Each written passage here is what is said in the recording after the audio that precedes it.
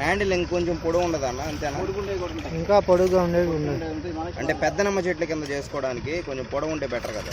ఉండాలి, నీకు ఎంత హైట్లో కావాలంటే అంత హైట్లో ఉన్నాయి. మీకు పెళ్ళాలి రాదు, పాతి తయారైపోద్ది. అది తడికి కొంచెం అటు అన్నా అంటే ఎంత అది కాస్ట్ గడ్డి కూడా రాదు.